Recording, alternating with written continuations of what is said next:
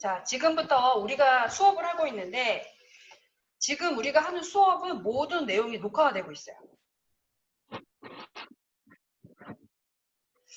왜 그러냐면 녹화를 하면서 선생님이 나중에 출석 체크도 하고, 왜냐면 대화까지 다 그 저장이 되기 때문에 출석 체크도 하고, 현재 우리 실시간 수업에 참여하지 못한 친구들 있잖아요. 그래서 그 친구들도 나중에 수업을 해야 되기 때문에 위두랑에 올릴 거거든요. 우리가 계속 해왔던 것처럼. 그렇기 때문에 녹화를 해야 되는데 여러분들이 좀 주의하고 좀 기억해야 될 게 뭐냐면요. 이 영상은 선생님이 만든 거예요. 그래서 다른 용도로 이 영상을 반출하면 안 됩니다. 왜냐하면 저작권법 배웠잖아요. 이런 것들에 위반이 돼서 나중에 법적 제재가 있을 수도 있으니까 절대 우리가 수업 시간에 공부하는 거 용도 말고는 반출하지 말기를 부탁합니다. 그 다음에 이거는 넘어가서 40여 강의는 마찬가지로 유튜브에서 여러분들이 반복 수강 가능해요. 채널도 똑같고요. 수업하면서 설명한 내용을 교과서에 잘 정리해 두어서 정기고사 대비에 문제가 없도록 합시다. 그리고 10차지 형성평가는요. 날짜를 좀 조정을 했어요. 우리 수업 끝나고 나서부터 선생님이 과제방에 올릴 건데 제출은 4월 5일 일요일 자정까지만 가능해요. 좀 바뀌었죠, 일정이. 왜냐면 4월 9일부터 우리 온라인 계약하잖아요. 뉴스 봤죠? 네. 내 소리 이렇게 조그매. 뉴스 봤죠? 뉴스에서 봤겠지만 4월 9일부터 고3 학생들이 온라인 계약을 합니다. 그러면 선생님도 이제 본격적으로 온라인 수업을 대비해서 수업 준비를 해야 되기 때문에 4월 6일 월요일부터는 선생님이 수업 준비하느라고 계약 전까지요. 그렇기 때문에 수업을 올리지 못해요. 그래서 과제 대책 일정도 조정했으니까 여러분들이 좀 잘 기억해 주기 바랍니다. 넘어가겠습니다. 선생님 소리, 이 마이크 소리가 너무 큰가요? 아니요. 괜찮아요? 네. 좀 크면은 거기 스피커 볼륨을 약간 줄이세요. 그러면 여러분들이 듣기에 부담 없을 거예요. 자, 지난 시간에 학습한 내용을 먼저 확인하고 갑시다. 교과서 여러분들 폈죠? 네. 몇 쪽이에요? 108쪽. 그치, 108쪽이에요. 우리가 지난 시간에 이순원의 말을 찾아서 라는 작품 공부를 했어요. 근데 이 이순원의 말을 찾아서는 어떤 작품을 창의적으로 재구성한 작품이라고 이야기했어요. 무슨 작품이었어요? 메밀꽃. 그렇지. 이효석의 메밀꽃 필 무렵입니다. 화면 한번 보세요, 여러분. 우리 이거 첫 번째 줄에서 뭐 봤었어요? 동그라미 했던 거 기억나나 모르겠네. 봉평이요. 봉평. 그렇지, 봉평. 봉평 보면서 아, 이게 메밀꽃 필 무렵과의 연관성이다. 그런 내용 했었고요. 그 다음 108쪽 마지막 부분입니다. 소설성 나, 수호잖아요. 여태까지 받아본 적 없는 좋은 조건의 원고를 청탁을 받았어요. 근데 이런 상황에서 수호, 나의 정서나 태도는 어땠어요? 모르겠어요. 모르겠어? 자, 여기 보세요. 7번째 줄. 전혀 화를 낼 일이 아닌데 어떻다고요? 화가 나 있었어요. 그래서 우리가 이거 지난 시간에 했던 내용이긴 한데 왜 화가 나 있었어요? 우리가 이런 궁금증을 안고서는 다음으로 넘어가야 된다고 그랬었잖아요. 화가 나 있다. 이거는 중요해요. 왜냐면 나의 정서하고 태도이기 때문에 그래요. 잠깐만. 여러분, 등장인물, 화자가 놓인 상황, 사건, 그 화자가 그 상황에서의 느끼는 정서 및 태도, 이 말 어디서 많이 들어보지 않았어요? 난생 처음 들어요? 아니죠? 시 공부할 때 이거 내용 공부했었어요. 그래서 우리가 낯선 시를 감상할 때 화자가 어떤 상황에 놓여 있는지, 화자가 그 상황에서 어떤 정서나 태도를 느끼는지를 이해하는 게 시 감상이 되게 중요한 포인트라고 했었잖아요. 소설도 마찬가지예요. 약간 바뀌지. 등장인물, 그쵸? 등장인물이 있고 등장인물이 놓여있는 상황, 사건이에요. 그 사건 속에서 등장인물은 어떤 정서나 태도를 표현하는지 그걸 여러분들이 이해하면서 소설을 감상하는 게 되게 중요합니다. 알겠지요? 네. 수연이 대답 잘하고 있어요. 자, 그 다음에 넘어가서 수연이 말고 다른 친구들도 지금 되게 많은데 우리 함께 대답하면서 참여합시다. 어차피 얼굴은 안 보이잖아. 여러분들은 선생님 얼굴 보이죠? 네. 화면만 공유돼서 지금은 안 보이나? 네. 소영이 대답 잘하고 있어. 자, 그 다음에 내려와서요.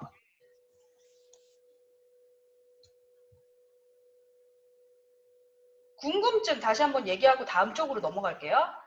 무슨 궁금증이었냐면 이 사람은 소설가예요. 소설가인 내가 너무나 여태까지 받아본 적 없는 좋은 조건으로 원고 청탁을 받았는데 거절해요, 결국. 그 다음에 화가 나 있단 말이에요. 이건 너무 이상하잖아요. 왜 그렇지? 그런 궁금증을 안고서는 이제 다음 쪽으로 넘어갈 겁니다. 109쪽이에요. 이것도 지난 시간에 봤었던 내용입니다. 자, 화면 보시면 여기 있죠? 봤었어요. 이거. 결국 나는 출판사의 청탁 요청을 거절합니다. 이유가 뭐였었어요? 우리 이거 지난 시간에 9차시 과제 형성평가이기도 했는데 다만 내가 지금 그 얘기를 하고 싶지 않은 것뿐이었다. 그 얘기를 하자면 나는 왜요? 작품 속의 낙이 그게 아닌 또 다른 낙이와 아부제 이야기를 해야 되기 때문이었다. 이 이야기를 사실 지금 하고 싶지 않았던 거죠. 그래서 거절을 한 거였고 여기까지 모두 잘 이해됐죠? 네. 어려운 거 하나도 네. 없었죠? 여기까지. 네. 자, 넘어가서 대답 잘하고 있네. 여기 너네 화면에서는 안 보이겠지만 여러분들이 대답할 때마다 선생님 화면에는 누가 대답했는지 이름이 떠요. 그러니까 그것도 좀 잘 참여해 주세요.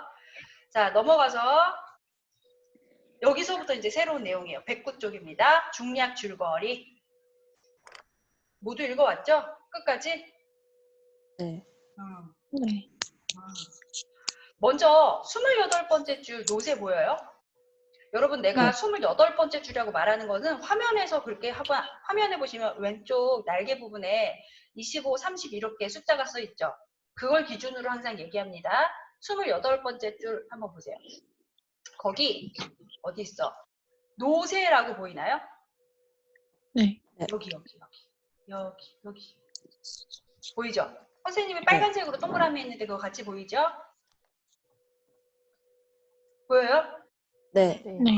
왜냐면 자꾸 물어보는 이유가 선생님이 화면을 보는 것과 너네들이 보는 게 일치하는지 선생님도 잘 몰라서 그러는 거예요. 그러니까 이제 보이는구나 알았으니까 이건 물어보지 않을게요.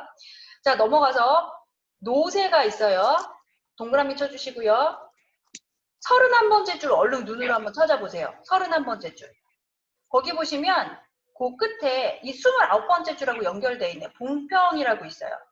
같이 동그라미 해주세요. 여러분 선생님이 노세하고 봉평을 왜 동그라미 치라고 했는지 감이 좀 와요? 혹시? 왜 동그라미 하라고 했을까? 메밀꽃필 무렵과의 연관성이 여기서도 확인이 되기 때문에 그래요. 그래서 동그라미 해놓고 앞에서도 한번 봉평이라는 부분에서 봤잖아요. 여러분들이 내가 봉평 그랬더니 메밀꽃필 무렵하고 연관성이라고 대답했듯이 이것도 노세하고 봉평을 메밀꽃필 무렵과의 연관성이 있다라고 체크를 해놓으시면 되겠습니다.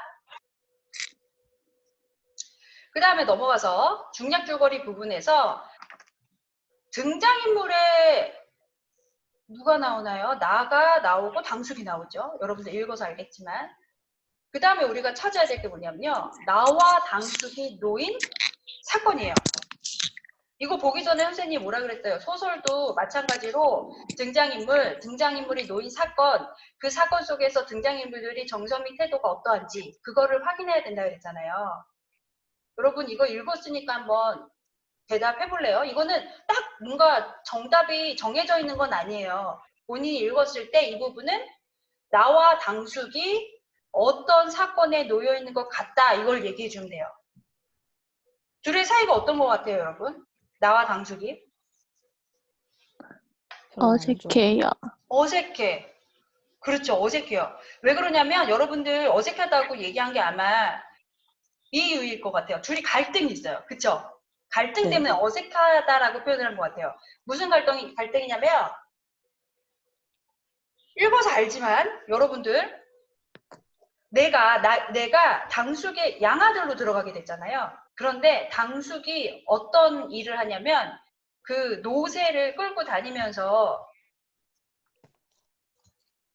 노새를 끌고 다니면서 짐을 날르면서 일을 하는 그런 일을 해요. 그렇게 좀 천한 일로 그 당시에는 이야기가 되던 일을 하는데 이 노새를 끌고 천한 일을 하는 아버지가 창피한 거예요. 그래서 이 당숙의 양아들로 갔을 때 사람들한테 막 당숙이 자랑을 하니까 우리 아들이라고 장자라고 막 자랑을 하니까 그게 너무 부끄럽고 도망치고 싶었던 거예요.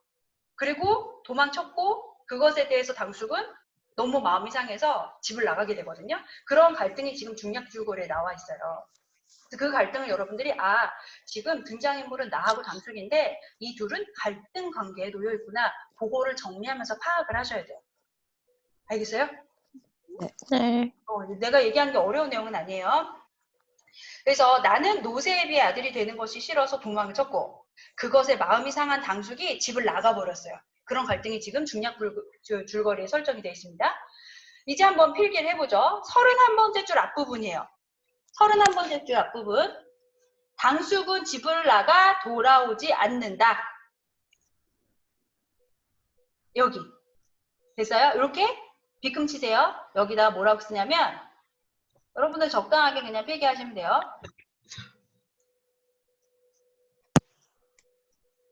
나와 당숙의 갈등.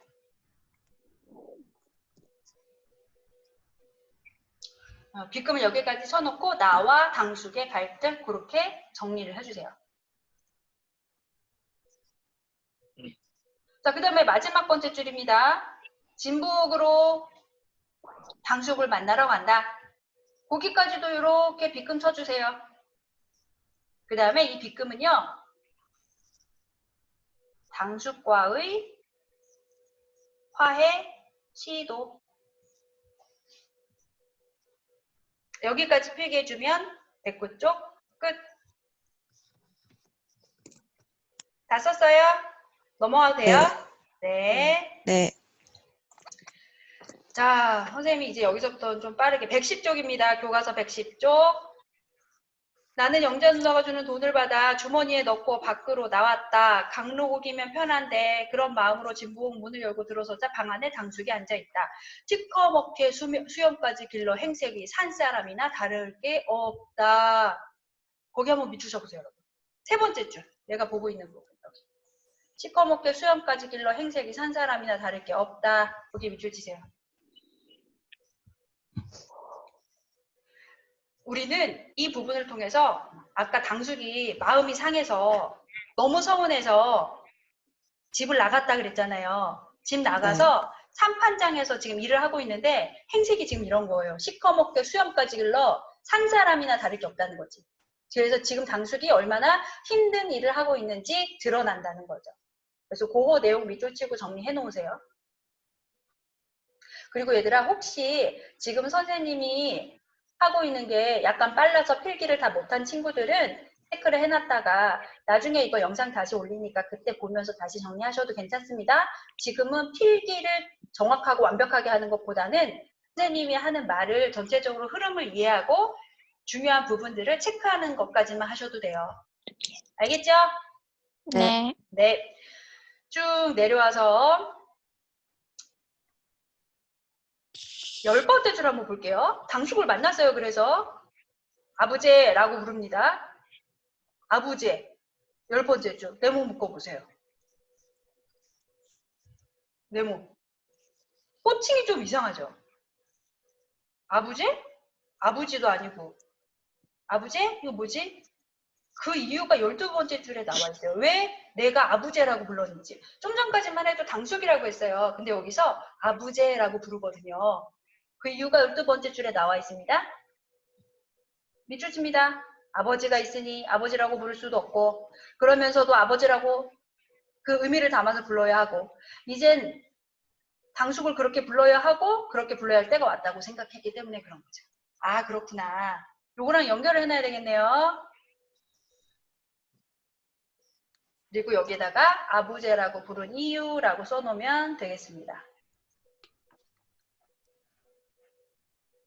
왜냐면 아버지가 있어요. 나는 어머니도 있고요. 그런데 이제 양아들이 됐잖아요. 당숙에. 그러니까 당숙 부를 순 없죠. 어쨌든 아버지니까. 근데 나는 나를 낳아준 친부모님은 계세요. 그렇기 때문에 고민을 하다가 어쨌든 내가 당신의 아들임을 받아들이고 아버지라고 생각합니다. 라는 의미를 담아서 아부제라는 호칭을 여기서 쓰기 시작하는 거죠.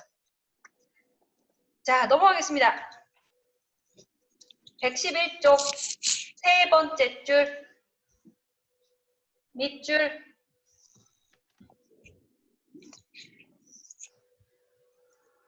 지가 잘못했어요. 밑줄 쳤어요. 이건 무슨 의미예요?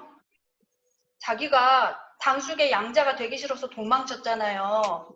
그거 뭐 어떻게 했다고요? 잘못했다고요. 용서를 구하는 거죠. 그래서 용서를 구함이라고 정리해 놓으시면 되고요. 10번째 줄 한번 보세요.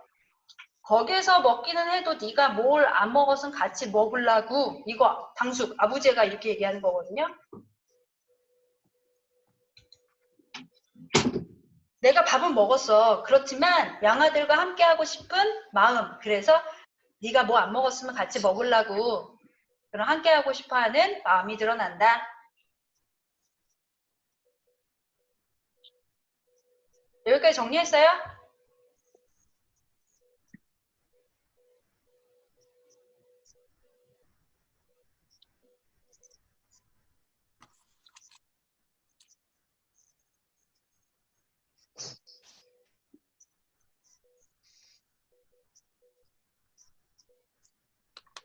필기 다 했으면 이야기 좀 더 합니다. 네. 당숙의 양아들이 되기 싫다고 내가 도망쳤어요. 근데 그게 너무 속상해서 당숙도 집을 나갔어요. 내가 나중에 당숙을 찾아와서 지금 아버지라고 부르면서 죄송하다고 이야기하고 있어요.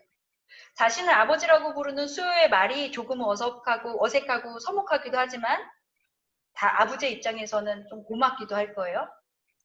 그래서 거기 보시면 아부제라고 불렀는데 제일 끝에 한번 보세요. 아부제 이렇게 불렀어요. 마지막 번째 줄입니다. 그랬더니 이거 보세요. 아부제가 지금요. 대답해요? 못해요? 못해요. 못해요. 왜 그러냐면 고맙기도 하고 아부제라는 말이 좋기도 할 거예요. 그런데 아직은 약간 서먹한 거예요. 그래서 선뜻 대답을 못하는 그런 아부제의 마음이 이 대답 못하면서 말줄임표에서 드러나는 거죠. 그래서 이 부분은요. 이렇게 내용을 마지막으로 정리해 놓으시면 되겠습니다. 자신을 아버지로 부르는 나의 말에 서먹함과 고마움이 느껴짐. 이렇게 정리해 두시면 되겠어요.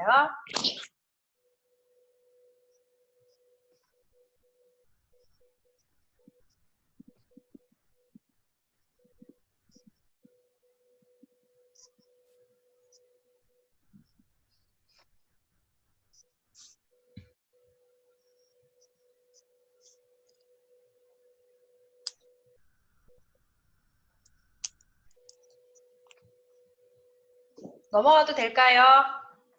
네. 네. 자, 그래서 16번째 줄 보세요. 16번째 줄. 밑줄 칩니다. 오냐 가야제 네가 왔다 해서 다 챙겨 내려왔는기 집은 다 편한 이라고 되어 있어요. 거기 밑줄 치시고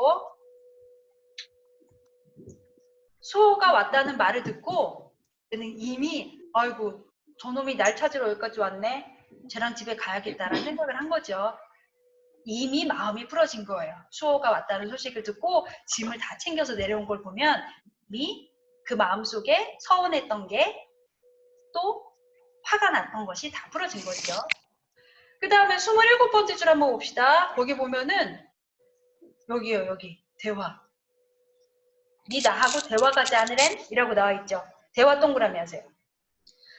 여러분 지난 시간에 선생님이 메밀꽃 필 무렵을 애니메이션으로 6분 정도 되는 거 올려놨는데 그거 봤죠? 네. 네. 거기 보면은 봉평에서 대화 쪽으로 처음에 가겠다고 얘기하잖아요. 지역명입니다. 그 대화가 어디서도 나와요? 이순원의 말을 찾아서 지금 보고 있는 111쪽 27번째 줄 대화에서도 나오는 거예요. 동그라미. 이거 뭐예요?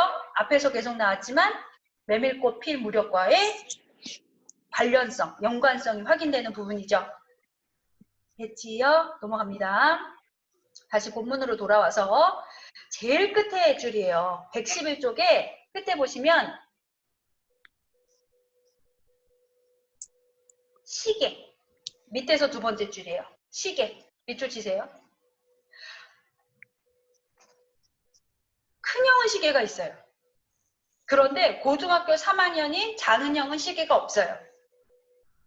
나는 몇 살이냐면요. 13살 중학교 1학년이에요. 그런데 나한테 아버지가 시계를 사줬어요. 이게 어떤 의미를 담고 있는 제재일까? 일단 아버지 입장에서는 새로 생긴 아들을 위한 첫 선물이 시계예요. 요거 이렇게 필기해 놓으시면 돼요. 새로 생긴 아들을 위한 첫 선물. 시계가. 넘어갑니다. 그 다음에 또 하나. 나는 큰형은 있어. 근데 고등학교 3학년은 작은형은 없어요. 그런데 내가 중학교 1학년인데 시계 가지고 있거든요. 뿌듯함이에요. 선생님 지금 화면에 띄워놨어요. 오른쪽에다.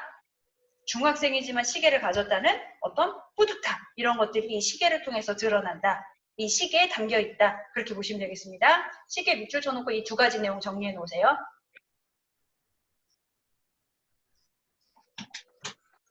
자, 넘어가겠습니다. 112쪽이에요. 112쪽에 두 번째 줄, 거기 끝에 보시면 그냥 시계가 아니네요. 여기 보세요. 야광 손모시계. 이거 네모 보세요. 그냥 시계 아니에요. 야광 손모시계예요. 그 당시만 해도 굉장히 좋은 거죠. 야광, 이거 밤에도 볼 수 있는 시계잖아요. 귀한 때죠. 이런 것들이. 이거는 그만큼 좋은 거, 비싼 걸 사줬단 말이에요. 아버지의 진정한 장자가 된 거예요. 나수호가. 그런 상징성도 가지고 있습니다. 같이 묶어서 정리해 놓으세요.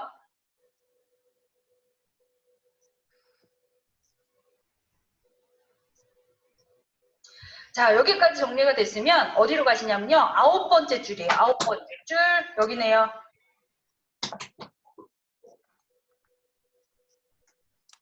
야, 너희들 장래 우리 집 대주 봐라. 우리 아들 얼굴 얼마나 원한가 한번 보란 말이다. 그 아들들이면 이만한 나이에 혼자 애비 찾아 여기 오겠냐? 라고 얘기하죠. 그 다음에 12번째 줄 끝이에요. 어제까지는 내가 아부제라고 불러도 그 말을 드러내놓고 좋아하지 못하고 서먹해 하더니 이젠 마음껏 그 말을 좋아했다. 이렇게 두 부분을 밑줄 쳐놓으세요. 이 내용에서 우리는 어떤 것을 정리할 수 있냐면 아부제가 의기양양해하며 엄청 기뻐하는 거죠. 그런 내용이 이런 대사에서 드러나고 있다라고 정리해 놓으시면 되겠습니다.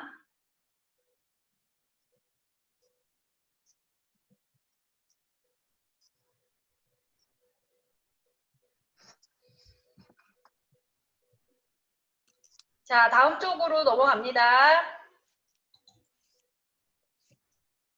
113쪽의 내용 중에서 이제 여기서부터는 어떤 내용이 나오냐면요. 언제는 정부칠 아들 없어서 돌아다닌다더니 그 부분, 그 다음 줄 보시면 아들이 없긴 내가 노새나 아들이 없게 애비산에 가서 안 온다고 이렇게 여기까지 데려오는 아들이 있는데 이 부분이죠. 이 부분이에요. 자, 이 부분은요. 아들이 없었어요. 여러분 이거는 문화적으로 이해를 좀 해야 돼요. 뭐 아들만 자식이야 뭐 이런 식으로 생각할 수 있는데 이거는 그렇게 받아들이면 안 되고 이 당시의 문화적인 면에서 봤을 때 아들이 대를 잇는다고 생각을 했기 때문에 아들이 없다는 것은 여기까지 이제 대가 끊어진다는 거예요. 자신의 역할을 못한다고 생각을 하거든요. 그래서 사실 당숙인데 양아들로서 이제 내가 오게 된 거죠. 그래서 이 평생 지금까지 살아오면서 한이었는데 아들이 생긴 거예요.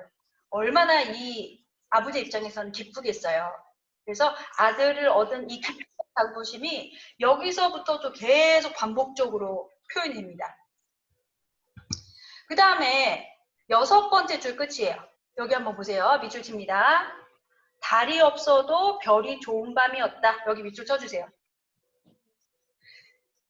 여기에서 우리는 매미꽃필 무렵과의 차이점이 또 발견이 돼요. 여러분, 우리 이 작품을 볼 때 맨 처음에 뭐라고 얘기했냐면요. 이순원의 말을 찾아서는 이효석의 메밀꽃 필 무렵을 창의적으로 재구성한 작품입니다. 라고 얘기했어요. 그러면 이 작품을 보면서 어떤 부분이 창의적으로 재구성이 됐고 어떤 부분이 공통적으로 드러나는지를 구분해서 학습하는 게 되게 중요합니다. 근데 그 내용이 여기 있어요. 달이 없어도 별이 좋은 밤이었다. 이건 어떤 시간적인 배경을 지금 보여주고 있는 부분인데 말을 찾아서에서는 이렇게 표현이 됐고요. 메밀꽃 필 무렵에서는 어떻게 표현이 되어 있냐면 짐승 같은 달의 숨소리가 울려 퍼진다. 이렇게 달의 어떤 존재를 부각했고 여기에서는 이순원의 말을 찾아서는 달이 없다라고 하지만 별이 좋은 밤이었다 라고 표현을 하고 있습니다. 이런 표현 면에서 시간적 배경을 표현하는 면에서 차이가 있구나 그런 것들을 정리하면 좋겠고요. 이어서 봅시다. 아부제의 입에서 풍기는 술 냄새가 조금도 싫지 않았다. 거기까지 밑줄 쳐주세요. 이거는 아부제에 대한 나의 거리감이 줄어든 거예요. 그게 보이는 거죠. 나는 이 당숙의 양아들로 가는 게 너무 싫었어요. 그래서 도망갔잖아요. 근데 여기에서는 아버지의 입에서 풍기는 술 냄새가 조금도 싫지 않았대요. 이건 뭐예요? 아버지에 대한 거리감이 줄어들었다. 그런 것들이 표현되는 부분입니다. 정리해 놓으시고요. 이어서 보겠습니다. 밑에서 두 번째 줄이에요. 길옆흙, 온통, 옥수수 밭이거나 감자밭, 올가리 무와 배추를 뽑은 다음 씨를 뿌린 메밀밭이었다. 이 중에서도 메밀밭 이렇게 동그라미 한번 묶어보세요. 이거 동그라미 치라고 했죠, 선생님이. 이거 왜 동그라미 치라고 했을까요? 메밀밭. 연관성. 뭐랑 연관성? 유리야. 뭐요? 메밀꽃 핀 무렵. 그래. 그쵸. 공간적 배경에서 관련성이 확인이 지금 메밀밭이라고 하면서 확인이 되고 있습니다. 그래서 공간적 배경의 관련성이 여기서 확인이 되네요. 체크해 놓으시기 바랍니다. 넘어가도 돼요? 네. 달 따라오고 있어요? 네. 네. 아이, 그치. 자, 넘어가서 이 화면은요, 선생님이 전체적으로 한번 빠르게 읽을게요. 얼마 내용이 되지 않아서. 소야, 야, 네가 날 데리러 와? 야, 무제. 소야, 야, 네가 날 데리러 이 먼 데까지 와? 야, 무제. 네가 나를 애비라고 데리러 와? 야, 무제. 일단 좀 느껴보세요, 얘들아. 이거 아부제가 지금 되게 비슷한 질문을 계속 반복하고 있어요. 그 질문을 계속 반복하는 아부제는 어떤 마음이었을까? 짐작 잠시만 한번 해보세요. 자, 일단 형식적인 면에서의 특징을 먼저 보겠습니다. 전체적으로 지금 보니까 얘들아 이거 뭐예요? 대화죠. 형식적으로, 그치? 대화라는 형식적인 특징이 확인이 되고요. 내용 면에서 보겠습니다. 나하고 아부제는요, 갈등을 겪었어요. 근데 내가 집을 나가버린 아부제를 찾아서 아직 어린 13살이면 여기까지 온 거예요. 이건 뭐냐면 갈등을 빚고 있는 아부제와의 화해를 내가 시도했다는 거죠. 앞에서 봤던 내용 반복입니다. 그 마음에 섭섭한 마음이 풀린 거예요, 아부제도.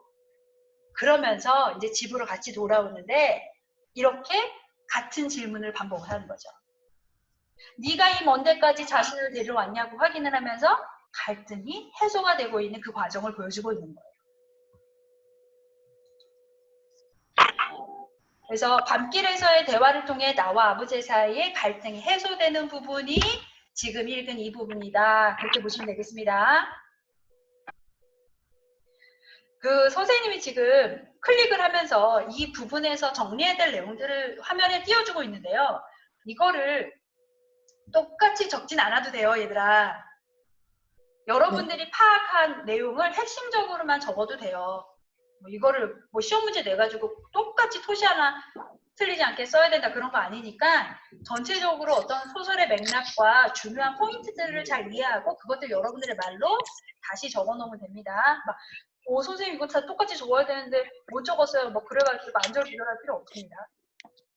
그 다음에 넘어가서 형식적인 면 좀 한 번 더 볼게요. 아까 대화라는 건 봤는데 대화에서 보시면 여기 세 번째 줄에 네가 날 데리러 완 이렇게 끝내고 네가 날 데리러 이 먼 데까지 완 그다음에 네가 나를 애비라고 데리러 완 이러면서 끝내죠.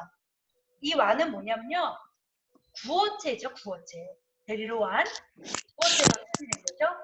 이렇게 구어체를 사용하면서 이 대화에 생동감이 드러나고 있습니다. 이렇게 써줄까요? 생동감. 생동감이 구어체를 통해서 드러남. 자, 넘어갑시다. 갈 길이 바빠요. 114쪽 첫 번째 줄입니다. 돌아오는 길 내내 아버지는 그 말을 묻고 또 물었다. 자, 밑줄 쳐보세요. 여러분, 대답 한번 해봅시다. 아버지가 그 말을 묻고 또 물었대요. 어떤 말이요? 아부제. 아버지가 돌아오는 길 내내 수호한테 나한테 뭔가 똑같은 걸 묻고 또 물었대요. 뭘 물었을까요? 자기 데리러 왔냐고. 그치. 네가 여기 나를 데리러 완? 이거겠죠. 네. 이게 너무 중요한 거예요. 지금 아버지한테는. 왜요? 왜 이게 중요할까? 이거죠. 화면 보세요. 자신을 아부제, 양부지만 아부제로 받아들인 것에 대해서 고마운 거고요. 감격하는 거예요. 그래서 묻고 또 묻고 묻고 또 묻고 밤새 묻는 거예요. 이 과정 속에서 점층과 반복이 또 확인이 됩니다. 그 내용을 첫 번째 줄을 밑줄 치고 정리해 놓으시면 되겠어요.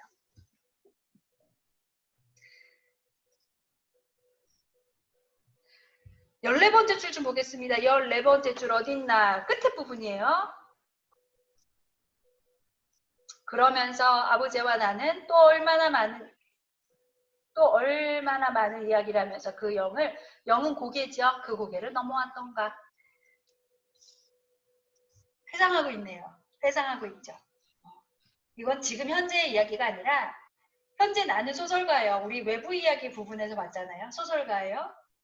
그런데 출판사로부터 원고 청탁을 받고 나서 과거를 지금 내가 회상하고 있는 거예요. 그 내부 이야기를 지금 보고 있는 거예요, 우리가.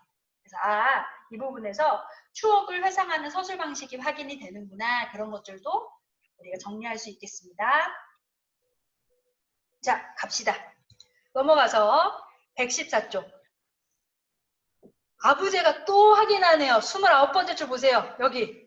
네 아버지, 어머니가 이렇게 해서 날 데리고 오라고 시키든 여태까지 자기가 데려왔다고 계속 얘기했는데 또 이렇게 물어요. 왜 이렇게 묻냐면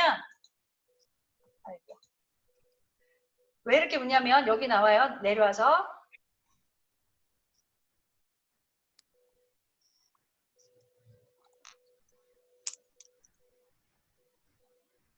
요것도 밑줄 같이 쳐주세요. 31번째 줄에 날 아부제라고 부르라고 시킨 것도 아니고 이렇게 나와요. 뭐냐면 네가 여기 지금 먼 길까지 데리러 왔는데 혹시 니네 엄마 아빠가 시켜서 그런 거니? 왜냐면 억지로 자기 스스로 내가 마음에 내껴서 한 게 아니라 혹시 내키지 않았는데 억지로 한 게 아닐까? 이런 마음이 있어서 이렇게 확인을 하는 거고요. 그 다음에 또 한 번 물어요. 31번째 줄에 날 아부제라고 부른 것도 시킨 것도 아니고 이것도 뭐예요? 얘가 마음에서 우러나서 누가 시킨 게 아니라 강요한 게 아니라 스스로 나를 아부제라고 부르기로 결정하고 한 거구나. 그거를 확인하고 싶어서 또 반복적으로 이렇게 묻는 겁니다. 밑줄만 쳐놓으시면 앞에 내용하고 연관성 있게 보시면 되겠고요. 자, 첫 번째 줄도 이어서 밑줄입니다. 그럼 네가 네 마음으로 부른단 말인? 이렇게 얘기를 하고 있죠.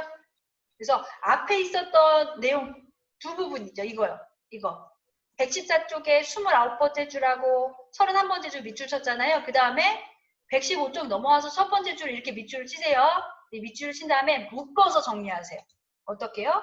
아부제는 반복되는 물음을 통해서 나의 진심을 확인하고 싶어 하는 거예요. 그래서 이 세 부분을 밑줄 쳐서 같이 묶은 다음에 정리해 놓으시면 되겠습니다.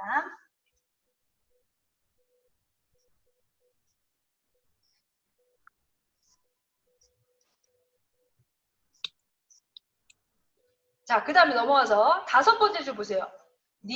내가 말 끄는 게 싫은? 이라고 물어요. 여태까지 아버지가 나한테 비슷한 질문을 되게 많이 했는데 나는 대답을 계속 했어요. 그런데 이 질문에 대해서는 대답을 못해요. 못하죠? 네. 이 말을 못한 거에는 어떤 의미가 담겨 있을 것 같아요, 여러분? 내가 말 끄는 거 싫어? 그랬더니 내가 대답 못하고 가만히 있어요. 왜요? 이 말 못했지만 우리는 그 속마음을 알 수 있어요. 어떤 속마음일 것 같아요, 여러분? 싫다. 싫은 거지. 싫은 거예요. 아버지하고 화해는 했어요. 그건 내가 정말 하고 싶어서 한 거예요, 스스로. 아버지를 양보로 받아들이는 마음은 진짜인데 남들이 우습게 여기는 노새집 아들이 되는 건 너무 싫은 거예요. 근데 그런 마음을 아버지에게 얘기하면 아버지는 어떨까요? 상처를 받겠죠. 그래서 대답을 지금 못하고 있는 거예요.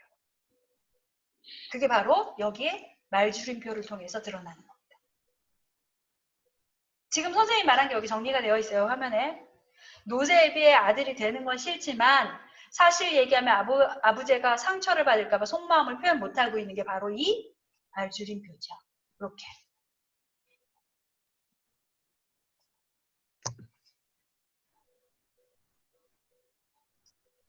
거의 다 왔네요. 내려가겠습니다. 10번째 줄 보려고요. 10번째 줄. 나 내려가면 이제 아버지 집에 가서 살려고요. 그랬더니 13번째 줄에 뭐라고 얘기해요, 아버지가? 어른들이 그렇게 하라고 시키든 이러죠. 혹시 또 강제로 억지로 하는 걸까 봐. 그랬더니 수호는 당연히 제가 하고 싶어서 치워놓으라고 얘기했어요 라고 하는 부분이 여기요. 네 마음으로 그랬더니 지 마음으로 하고 방 하나 치워놓으라고 했어요. 이렇게 대답을 합니다. 그래서 이 부분에서는 아부제가 혹시 수호가 내가 어른들 때문에 억지로 이렇게 하는 걸까봐 걱정하는 마음이 이 대사를 통해서 드러나고 있구나. 이렇게 정리해 놓으면 되겠습니다. 자, 여기까지 하고요, 여러분. 아직 조금 더 남아있긴 한데 중요한 내용을 지금 우리가 거의 다 살펴봐서 선생님이 여러분들이 이해를 잘 했나 한번 물어보고 싶어서 일단 여기까지. 자, 아는 사람, 대답할 수 있는 사람은 그냥 편안하게 대답하시면 돼요. 선생님이 처음 오늘 수업 시작할 때 소설도 똑같아, 시랑 똑같습니다. 시가 아니기 때문에 등장인물이 되는 거고요. 등장인물이 있고 등장인물이 놓인 상황, 그게 바로 뭐라 그랬어요? 소설이니까 사건으로 제시가 되겠죠. 이 등장인물들이 사건 속에서 어떤 정사나 태도를 취하는지 그거를 파악하면서 읽는 것이 중요하다고 했어요. 기억나요? 네. 됐어. 기억나. 그럼 얘들아 한번 보세요. 지금요 등장인물 여기서 주요 등장인물이 누구냐면 나 수호입니다. 나하고 누구예요? 아버지? 아부제 당숙이죠. 그쵸? 이 둘이에요. 등장인물 찾았어. 이 등장인물이요 어떤 사건 속에 놓여 있었어요? 어떤 사건?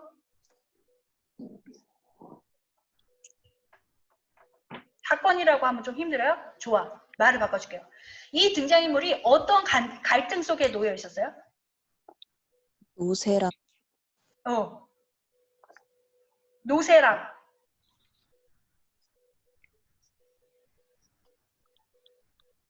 노세 나아가 당숙이 뭐라고? 아야 못 들어서 그래요. 선생님 잘 안 들렸어. 다시 한 번만.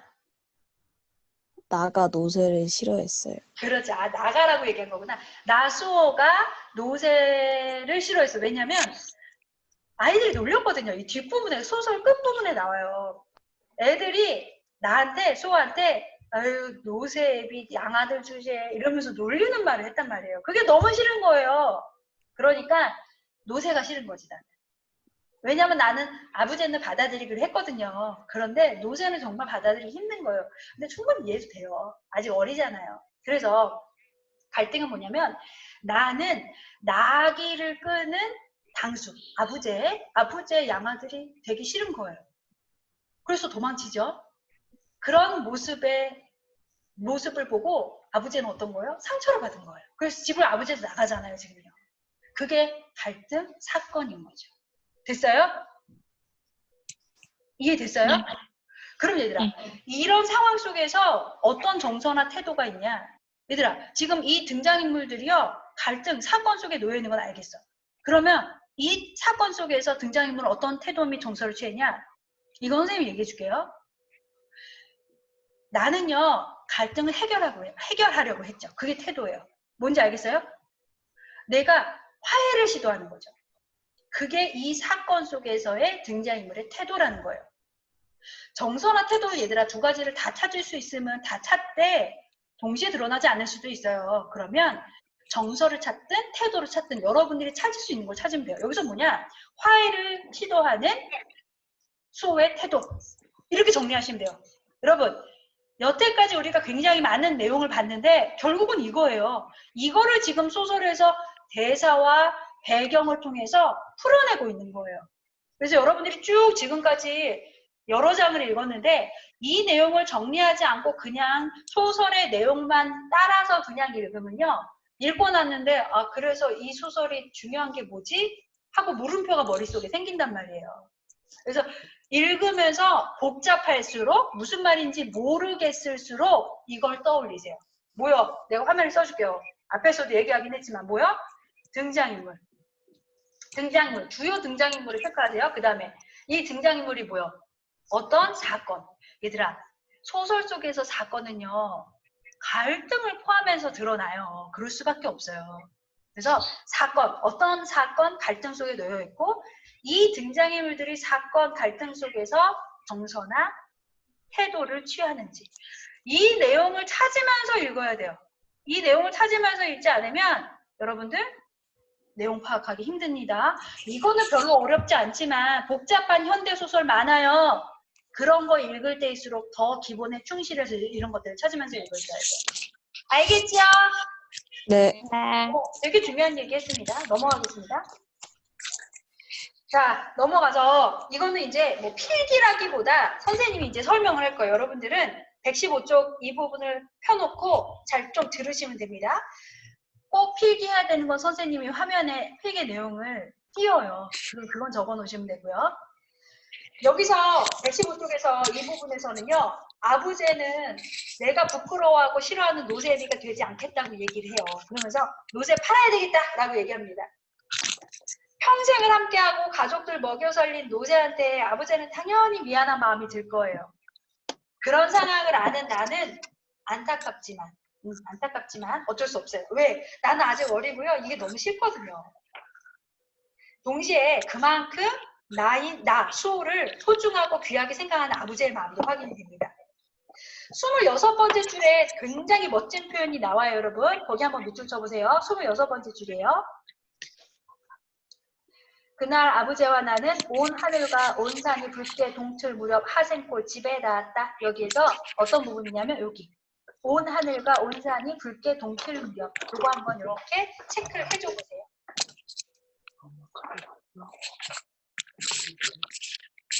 온 하늘과 온 산이 붉게 동틀 무렵에 지금 우리가 봤던 내용이 함축적으로 들어와 있어요. 무슨 말이냐면 지금까지 아부제하고 나는 달이 뜬 밤길을 걸어왔어요.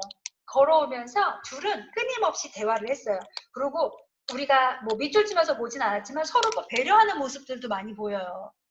이러한 대화를 통해서 서로의 마음을 확인하고 갈등도 해소가 됐습니다. 이러한 긴 내용이 지금 우리가 보고 있는 26번째 줄 온 하늘과 온 산이 붉게 동틀 무렵에 함축적으로 표현이 되고 있어요. 그래서 멋진 거예요. 나와 아부제가 갈등을 끝내고 새롭게 이제 삶을 시작하는 거죠. 그 내용이요. 온 하늘과 온 산이 붉게 동틀 무렵이라는 공간적이고 시간적인 배경을 활용해서 표현되고 있습니다. 함축적으로요. 아주 멋진 부분이죠. 그래서 여기 여러분들 밑줄 친 부분 옆에다가 필기도 같이 해주세요. 공간적, 시간적 배경을 통해 새로운 삶의 시작을 보여줌.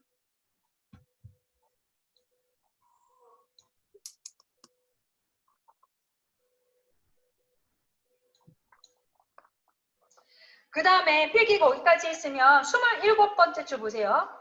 25, 26, 27. 그러나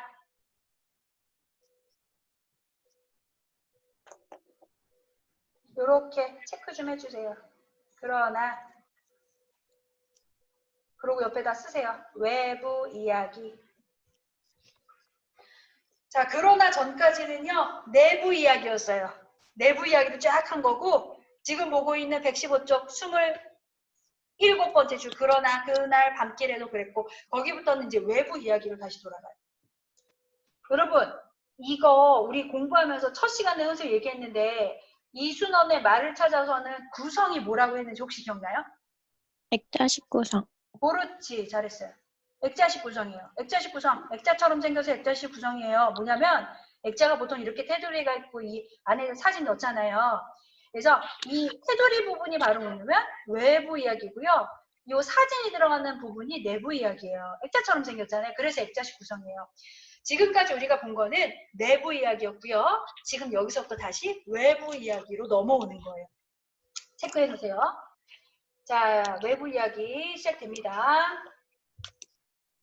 그래서 현재 글을 쓰면서 떠올리는 이야기가 여기서 나오죠. 28번째 줄 끝에 한번 보세요.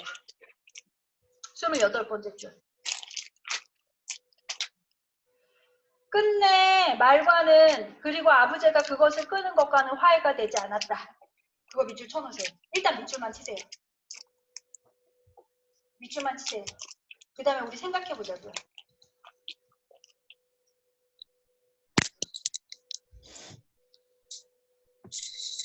그 다음에 115쪽 마지막 부분입니다. 자신이 왜 노제를 미워하고 괴롭혔는지에 대한 회상하는 내용이 여기 나와요. 자긴 그때 몇 살이었냐면요. 13살, 중학교 1학년이었대요. 노새집 양지의 새끼라고 말하는 것이 세상에서 가장 심한 욕으로 받아들이던 그런 시절이었습니다. 여러분 멀리 갈 것도 없어요. 우리 자신을 생각해 보자고요. 여러분들 13살, 중학교 1학년, 사춘기. 감정적으로 또 신체적으로 급변하면서 굉장히 불안정한 때였죠, 그때가. 그리고 그때는 주변의 시선하고 말에 엄청 신경이 쓰이던 때예요. 당연해요. 성장하는 중이라 그래요. 우리의 모습도 소설 속 나, 수호와 별반 다르지 않았던 거예요. 여러분들의 과거를 떠올려 보세요. 그런 마음을 생각해 보면 수호가 왜 노새를 그렇게 미워했는지. 왜냐면 그 노새 때문에 노새집 양지 새끼라는 말을 듣는 것 같았거든요. 그게 좀 이해가 되지 않아요? 다시 28번째 줄로 올라가서 끝내 말과는 그리고 아부제가 그것을 끄는 것과는 화해가 되지 않았다. 왜요? 나는 그때 어렸고 사춘기였기 때문에 그래요. 이 정도만 생각하시면 돼요. 여기 뭐 필기할 건 없어요. 그 마음을 한번 이해를 해보자는 의미였어요. 자, 넘어가서 116쪽. 결국 노새는요. 내가 중학교 3학년 때까지 집에 있고요. 결국 아프고 병들어서 죽게 됩니다. 그리고 마부들이 죽은 노새를 실어 가요. 왜 마부들이 죽은 노새 실어 갔어요? 나오죠. 거기 본문에. 왜 실어 갔어요? 몰라요? 안 읽었나? 먹으려고 그랬죠. 뭐 죽은 노새를 가지고 가서 뭐 물건 실을 때 뭐 쓸 거예요? 먹을 거예요. 왜냐면 그때는 먹을 게 굉장히 귀한 시절이고 더군다나 고기잖아요. 7번째 줄 한번 보세요. 마부들이 뭐라고 하냐면요. 그럼 저녁 때 고기라도 보낼까? 라고 물어요. 자, 하고 묻자 아부제는 그러지 말라고 했다. 여러분 같으면 평생을 이 낙이 그 노새하고 함께 했는데 죽었다고 그래서 그 고기 먹을 수 있겠어요? 못 먹지. 이제 아버지의 입장이 충분히 이해가 되죠? 그래서 한평생 함께 보낸 노새에 대한 연민과 안타까움이 여기서 드러난다고 보시면 되겠습니다. 그 다음에 이 내용이 또 여기서 또 드러나요. 어디 보냐면 여기 8번째 줄. 나는 남몰래 감추는 아버지의 눈물을 보았다. 이것도 마찬가지죠, 맥락이. 노새에 대한 아버지의 사랑과 슬픔이 드러나는 부분이다. 이렇게 보시면 되겠고요.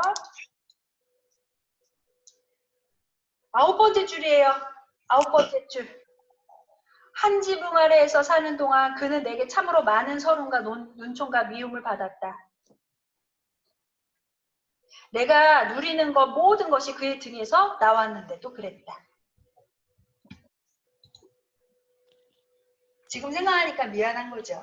그쵸? 나는 지금 성장했잖아요. 그때는 몰랐는데 다 크고 소설가가 된 지금 나의 모습으로 과거를 떠올려 봤을 때 아, 노새 은별에 대해서 참 미안하고 또 고맙구나.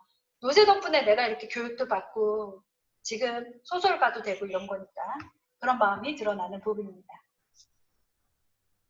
11번째 줄 보세요. 여기가 끝부분이죠. 11번째 줄.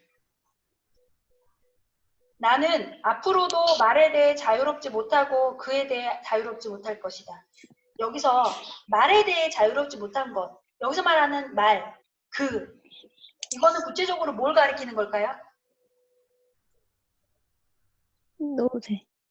노새 누구? 은별. 그치? 여기서는 노새 이름이 은별이었어요. 노새 은별을 가리키는 거죠. 여러분 기억나요? 이제 앞에 내용인데 기억나는지 한번 기억을 떠올려 보세요. 소설의 시작 부분에서 나는 출판사로부터 좋은 조건으로 원고 청탁을 받았는데도 거절해요. 그리고 어떤 정서가 드러났냐면요. 화가 나 있다고 표현을 했어요. 그 이유가 여기서 지금 드러나고 있는 거예요. 왜 나는 앞으로도 말에 대해 자유롭지 못하고 그에 대해 자유롭지 못할 것이다 하고 얘기했냐? 여기 이유가 있는 거예요. 왜 그런 거예요? 죄책감이죠. 죄책감. 노새의 은별을 끝내 받아들이지 못한 그 죄책감 때문에 나는 앞으로도 말에 대해 자유롭지 못할 것이고 그에 대해 자유롭지 못할 것이다 라고 표현이 되어 있는 거예요. 그렇기 때문에 내가 그 죄책감 때문에 원고 청탁을 첫 부분에서 좋은 조건으로 받았는데도 화를 내면서 거절을 했던 거죠. 그 죄책감이 지금도 남아있어서. 근데 얘들아 이렇게 해서 소설이 끝나요. 그런데 이게 선생님은 어떤 부분을 좀 집중해서 봤냐면 이 소설은 죄책감으로 그냥 끝난 것은 아니다 라는 생각을 좀 했어요. 마지막 부분 보세요. 그러나 언젠가 나는 그의 슬픈 생애에 대해 제대로 글을 쓸 수 있는 날이 오기를 기다린다 라는 부분이죠. 이게 소설의 끝이에요. 근데 선생님은 이 부분에서 뭘 봤냐면요. 이 사람이 언젠가는 노새, 은별하고 화해를 기대하고 있구나. 그런 내용을 사실 여기서 봤어요. 지금은 그렇지 못해서 죄책감을 갖고 있지만 이 사람은 언젠가 그 노새의 슬픈 생애에 대해서 정말 제대로 글을 써보고 싶어 해요. 그리고 그것이 실현된다면 좀 늦었지만 노새하고도 화해를 할 수 있지 않을까? 그런 좀 기대심, 가능성 그런 것들을 마지막 부분에서 봤습니다. 여러분들도 그 부분은 뭐 적을 것 같지는 없고요. 한번 생각해 보면서 소설을 마무리했으면 좋겠습니다. 끝! 여기까지. 자, 그러면 마무리 학습. 이거 보세요, 얘들아. 이게 지상이 보여가지고 이거 선생님 지워줄게요. 잠깐만요. 잘 안 보이죠? 이렇게 지워. 자, 노새와 당숙의 관계 있어요. 이거 표 보여요, 여러분? 네. 자, 이것만 정리 한번 눈으로 봅시다. 노새하고 당숙은요, 공통점이 있어요, 여러분. 한평생 힘든 일만 했어요. 그 다음에 생식 능력이 없어서 자식이 없어요. 그래서 노새도 그랬고요, 당숙도 그래요. 그래서 결국은 수호가 양자로 들어가게 된 거잖아요. 그리고 부끄러움의 대상으로 표현된 거는 공통점입니다. 그런데 차이점이 있다면 노새는 끝까지 내가 받아들이지 못했고요. 당숙은 결국은 아부제로 받아들였죠. 그런 차이점이 좀 있습니다. 그 다음에 넘어가서 하나 더. 자, 메밀꽃필 무렵과 비교해 봅시다. 나를 찾아서는요, 인물이 수호예요. 메밀꽃필 무렵은요, 이런 차이점이 보이죠. 그 다음에 인물은 당숙이 나오고요, 아부제고요. 메밀꽃필 무렵에서는 허생어 이렇게 대응이 된다고 보시면 되겠어요. 그 다음에 말을 찾아에서는 노새, 메밀꽃 필 무렵에서는 나귀. 메밀꽃 필 무렵에서 나귀는 새끼를 얻었습니다. 그쵸? 기억나죠? 그러면서 사건은요, 노새를 끄는 당숙과 나의 갈등, 그 다음에 화해라는 사건을 담고 있고, 그 다음에 메밀꽃 필 무렵은 장돌뱅이인 허생원과 동의의 갈등과 화해. 대응이 또 되죠. 그 다음에 배경은 밤의 메밀밭 풍경. 아까 우리 밑줄 치면서 정리했던 내용 기억나죠? 네. 네. 여기까지. 자, 됐어요. 여러분, 화면에 선생님이 과제 제시했어요. 지금 오늘 수업에 참여한 친구들은요, 그 위두랑의 과제를 따로 제출할 필요가 없어요. 지금 여러분들 좀 이따 선생님이 채팅창을 열어줄 건데, 그 채팅창에다가 이 부분의 대답을 써서 바로 선생님한테 보내시면 돼요.